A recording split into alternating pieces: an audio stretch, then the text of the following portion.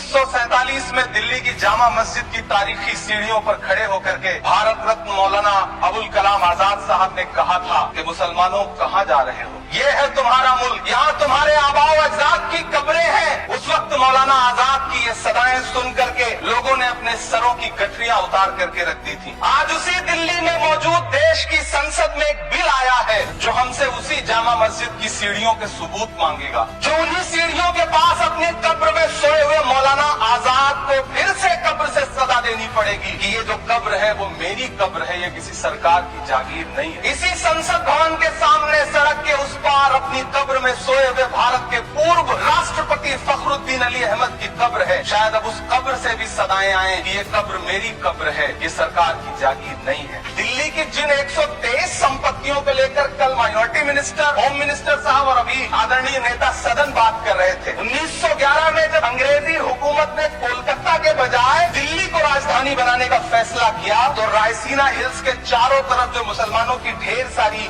जमीनें थी उनको एक्वायर किया गया और लुटियन को इसकी तामीर की जिम्मेदारी सौंपी गई। लेकिन उस वक्त के मुसलमानों ने उस वक्त की अंग्रेजी हुकूमत से अपनी इबादत गाहों को बचाने के लिए लड़ाई लड़ी। मामला ब्रिटिश गवर्नमेंट तक पहुंचा। तब यह तय हुआ कि वो जो धार्मिक स्थल है उन्हें जस का तस रहने दिया जाएगा। ऐसी 123 संपत्तियों के मैनेजमेंट के लिए 1913 में मुसलमान वक्फ वैलिडेशन एक्ट बना और उसके बाद एक नया शहर बसाया गया जिसे लुटियंस जोन का नाम दिया गया। फिर 1943-45 के बीच एक और समझौता हुआ, उसके तहत काफी सारी वक्फ जायदादों को सुन्नी मजलिस औकाफ बनाकर उसके अंडर किया गया ताकि उसकी देख रेख की जा सके। गृह मंत्री जी 2 दिन से सदन में जो बात कह रहे हैं वो दरअसल 123 संपत्तियां सुन्नी मजलिस औकाफ के तहत आती। आजादी के बाद भारत में 1954 में वक्फ एक्ट लागू हुआ जिसकी धारा 9 के तहत 1964 में केंद्रीय वक्फ काउंसिल का गठन हुआ। दिल्ली की वही 123 प्रॉपर्टीज को 1970 में